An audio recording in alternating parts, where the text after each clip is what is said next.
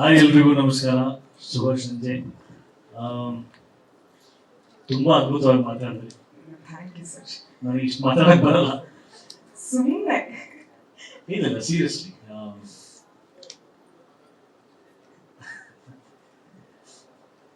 ತುಂಬಾ ಖುಷಿ ಕೊಡುವಂತ ಇವತ್ತು ಒಂದು ಅದ್ಭುತವಾದಂತಹ ಸಂದರ್ಭ.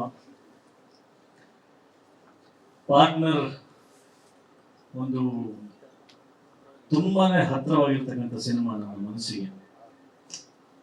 ಇನ್ಫ್ಯಾಕ್ಟ್ ಹೇಳಬೇಕು ಅಂದ್ರೆ ನನ್ನ ಹೃದಯದ ಒಂದು ಪಾರ್ಟ್, ಅದರಲ್ಲಿ 2 ಮಿಸಸ್ ಮಾಡಿಲ್ಲ ಹಾಕಿದೆ. ಒಂದ್ ರೀತಿ ಸ್ಮಾಲ್ ಹಾರ್ಟ್ ಟ್ರಾನ್ಸ್ಪ್ಲಾಂಟ್ ಆಗಿದೆ ಅಂತ ಹೇಳಿ. ಆರಾಮಾಗಿದ್ದೀರಲ್ವಾ?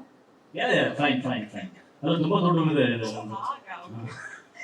ದೇವರೊಂದು ಸ್ವಲ್ಪ ಎಕ್ಸ್ಟ್ರಾ ಲಾರ್ಜ್ ಹಾರ್ಟ್ ಕೊಟ್ಟಿದ್ದಾನೆ. ಸೊ ಅದರಲ್ಲಿ ಸ್ಮಾಲ್ ಗೋಲ್ಡನ್ ಪೀಸಸ್ ಅಲ್ಲಿ ಇಟ್ಟಿದ್ದೀನಿ. ಅಷ್ಟತ್ರವಾಗಿರ್ತಕ್ಕಂಥ ಸಿನಿಮಾ ಇದು. ಸಿನಿಮಾ ಕಥೆ ಕೇಳಿದ್ದು ಆ ದಿನ, ಕಥೆ ಕೇಳಾದ್ಮೇಲೆ ಪ್ರೊಡ್ಯೂಸರ್ ಜೊತೆಗೆ ಆಗಿರ್ತಕ್ಕಂಥ ಮಾತುಕತೆ, ನಕುಲ್ ಅವ್ರ ಜೊತೆಗೆ ನಮ್ಮ ಆಫೀಸಲ್ಲಿ ಆಗಿರ್ತಕ್ಕಂಥ ಮಾತುಕತೆ, ಮುಹೂರ್ತದ ದಿನ ಇವ್ರನ್ನ ಮೀಟ್ ಆಗಿದ್ದು, ಪ್ರತಿಯೊಂದು ಎಲ್ಲ ಕೂಡ ಅಷ್ಟು ಅಂದ್ರೆ ಗಾಢವಾದ ಮೆಮೊರಿನಲ್ಲಿ ಯಾಕೆ ಉಳ್ಕೊಂಡಿದೆ ಏನಂತ ನನಗೆ ಅದು ಪ್ರಶ್ನೆ ಹಾಕ್ತಾ ಹೋದ್ರೆ, ಯೂಶಲಿ ಎಷ್ಟೊಂದು ಸಿನಿಮಾ ಮಾಡಿರ್ತೀವಿ, ನೆನಪಿರಲ್ಲ ಅದೇ ಯಾವತ್ತು ಮುಹೂರ್ತ ಹೇಳಿ ಎಲ್ಲಿ ಮಾಡಿದ್ವಿ ಹೇಳಿಯೋದು ಅಂತ. ಕೆಲವೊಂದು ಸಿನಿಮಾಗಳದ್ದು ಅಂದ್ರೆ ಇನಿಷಿಯಲ್ ಸ್ಟೇಜಸ್ ಇರ್ತಲ್ಲ, ಇನ್ನೂ ಗಾಢವಾಗಿ ನೆನಪಲ್ಲಿ ಉಳ್ಕೊಂಡಿರುತ್ತೆ. ಐ ಥಿಂಕ್ ಅದು ಅಲ್ಲಿಂದಾನೇ ಒಂದು ಸೈನ್ಸ್ ಕೊಡ್ತಾ ಹೋಗಿರುತ್ತೆ, ಸಿನಿಮಾ ಏನೋ ಒಂದು ಮ್ಯಾಜಿಕ್ ಕ್ರಿಯೇಟ್ ಮಾಡುತ್ತೆ ಅಂತ. ಈಗಲೂ ಕೂತ್ಕೊಂಡು ನಾವು ನೆನೆಸ್ಕೊಂತಾ ಇದ್ರೆ ಎಲ್ಲಾ ಮೂಮೆಂಟ್ಸ್ ಅಷ್ಟು ಬ್ಯೂಟಿಫುಲ್ ಆಗಿ ಸ್ಟಾರ್ಟ್ ಆಗಿದೆ. ನಾವು ಎಲ್ಲ ಇಷ್ಟು ಚೆನ್ನಾಗಿ ನಗ್ನಗ್ತಾ ಇವತ್ತು ಕೂತ್ಕೊಂಡು ನಮ್ಮಲ್ಲಿ ಒಂದು ಒಗ್ಗಟ್ಟು ಕಾಣಿಸ್ತಾ ಇದೆ, ಎಲ್ಲರೂ ಒಂದು ಪಾರ್ಟ್ನರ್ಸ್ ತರ ಅಷ್ಟು ಚೆನ್ನಾಗಿದ್ದೀವಿ ಅಂತ ನಿಮ್ಗೆ ಇವತ್ತು ಕಾಣಿಸ್ತಾ ಇದೆ. ನಮ್ಗೆ ಡೇ 1 ಇಂದ ಇದೆ. So it's not new to us. ಎಲ್ಲಾ ಸಿನಿಮಾ ವೇದಿಕೆಗಳು ಹೀಗಾಗಬೇಕು ಅಂತ ಅನಿಸ್ತಾ ಇದ್ದಿಲ್ಲ. ನಾನು ಇಲ್ಲಿ ಕೂತ್ಕೊಂಡು ನೋಡ್ಬೇಕಾದ್ರೆ ನನಗೆ ಅದು ಫೀಲ್ ಬಂದಿತ್ತು, ಯಾಕೆ ಎಲ್ಲ ಟೀಮಲ್ಲೂ ಇದೇ ತರದ್ದು ಒಂದು ಯೂನಿಟಿ ಕಾಣಿಸ್ಬೇಕಲ್ಲ ಅಂತ ನನಗೆ. ಅಂದ್ರೆ ಅಷ್ಟೇ ಚೆನ್ನಾಗಿ being A part of this cinema team ನನಗೆ ಅದು ಅನಿಸಿಕೆಯಲ್ಲಿ ಬರ್ತಾ ಇತ್ತು. ಅದಕ್ಕೆ ಬಹುಶಃ ನನ್ನ ಹಾರ್ಟ್ ಅಲ್ಲಿ ಇಟ್ಟಿದ್ದೀನಿ ಅಂತ ಅನ್ಸುತ್ತೆ ಡೇ 1 ಇಂದ. ಯಾವಾಗ ಪ್ರೀತಿಯಲ್ಲಿ ಬಿದ್ವಿ ಅಂತ ಗೊತ್ತಿರಲ್ಲ, ಅದೇ ರೀತಿ ಈ ಪಾರ್ಟ್ನರ್ ಸಿನಿಮಾ ಯಾವಾಗ ನಮ್ಮ ಒಲವು ಸ್ಟಾರ್ಟ್ ಆಯ್ತು, ಯಾವಾಗ ಅದು ಒಂದು ಅಭಿಮಾನ ಈ ಪ್ರೀತಿ ಈ ಟೀಮ್ ಅಲ್ಲಿ ಸ್ಟಾರ್ಟ್ ಆಯ್ತು ಲೆಕ್ಕ ಆಗ್ತಾ ಹೋದ್ರೆ ಇಟ್ಸ್ ಫ್ರಮ್ ಡೇ 1. ತುಂಬಾ ಕಾನ್ಫಿಡೆನ್ಸ್ ಇದೆ ನನಗೆ ಈ ಸಿನಿಮಾ ಮೇಲೆ, ತುಂಬಾ ಪ್ರೀತಿ ಇದೆ, ತುಂಬಾ ಅಭಿಮಾನ ಇದೆ. ನಾನು ನನ್ನ ಕರಿಯರ್ ಗ್ರಾಫ್ ನಲ್ಲಿ ಎಲ್ಲ ಸಿನಿಮಾಗಳನ್ನ ನೋಡ್ಕೊಂಡು ಬಂದ್ರೆ ಏನ್ ಮಾಡಕ್ ಹೊರಟಿದ್ದೀನಿ, ಆ ಸಿನಿಮಾದಲ್ಲಿ ಏನ್ ಮಾಡಿದೀನಿ ಅಂತ ನನ್ನ ಒಂದ್ಸಲ ಮೆಲ್ಕ್ ಹಾಕಿದ್ರೆ ಟಿಲ್ ಪಾರ್ಟ್ನರ್ ವರೆಗೂ ಯಾವಾಗ್ಲೂ ಒಂದು ಉದ್ದೇಶ ಇರುತ್ತೆ, ಒಂದು ಗುರಿ ಇರುತ್ತೆ. ನಾನು I am huge fan of doctor Rajkumar ಆಗಿರ್ಬೋದು, ವಿಷ್ಣು ಸರ್ ಆಗಿರ್ಬೋದು, ದೊಡ್ಡ ಲೆಜೆಂಡ್ಸ್ ಎಲ್ಲ, ಶಂಕರ್ ನಾಗ್ ಅವರಿಗೆ, ಅವ್ರದ್ದೆಲ್ಲ ನಾನು ಒಂದು ಚಿಕ್ಕವನಿದ್ದಾಗ ಏನ್ ಮಾಡ್ತಾರೆ ಸಿನಿಮಾದಲ್ಲಿ ಅವ್ರ ಕಡೆಯಿಂದ, ಅಂದ್ರೆ ಅವ್ರ ಥಾಟ್ ಪ್ರೊಸೆಸ್ ಏನಿರುತ್ತೆ ಸಿನಿಮಾ ಮಾಡ್ಬೇಕಾದ್ರೆ ಒಂದು ಚಿಕ್ಕದೊಂದು ರಿಸರ್ಚ್ ಕಲಾವಿದನ ಆಗಕ್ಕೂ ಮುಂಚೆಯಿಂದನೂ ಅದನ್ನ ಮಾಡಿದ್ದೀನಿ. ಸಿನಿಮಾ ಆದ್ಮೇಲೆ ಇನ್ನೂ ಜಾಸ್ತಿ ಗಾಢವಾಗಿ ಅರ್ಥ ಮಾಡ್ಕೊಂಡಿದ್ದೀನಿ. ಅದು ಬಹುಶಃ ಆ ತರದೊಂದು ಮನಸ್ಥಿತಿ ಇಟ್ಕೊಂಡು ನಾನು ಸಿನಿಮಾ ಮಾಡ್ತಾ ಇರೋದ್ರಿಂದ ನಾನೇನ್ ಮಾಡ್ತೀನಿ ಅಂತ ಯೋಚನೆ ಮಾಡಿ ನನಗೆ ತುಂಬಾ ಹೆಮ್ಮೆ ಅನ್ಸುತ್ತೆ. ಏನಂತಂದ್ರೆ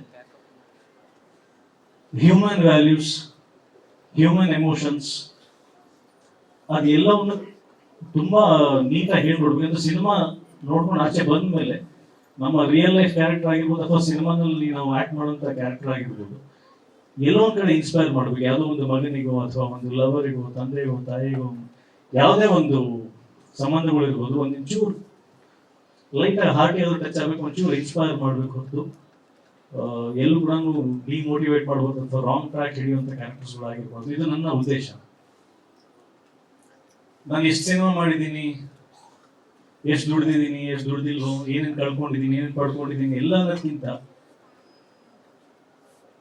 ನನ್ನ ಸಿನಿಮಾಗಳಲ್ಲಿ ಎಮೋಷನ್ಸ್ ಕೊಟ್ಟಿದ್ದೀನಿ. ಎಮೋಷನ್ಸ್ ಅನ್ನೋ ಒಂದು ಟ್ರೆಜರ್ನ ಆಡಿಯನ್ಸ್ ಸಿನಿಮಾ ನೋಡ್ಕೊಂಡು ಹೋದ್ಮೇಲೆ ಅವ್ರ ಮನಸ್ಸಲ್ಲಿ ಶಾಶ್ವತವಾಗಿ ಇಟ್ಕೊಂಡು ಹೋಗುವಂತ ಎಮೋಷನ್ಸ್ ಕೊಟ್ಟಿದ್ದೀನಿ, ಅದ್ರ ಸೀಲ್ ಹೊಡೆದಿದ್ದೀನಿ.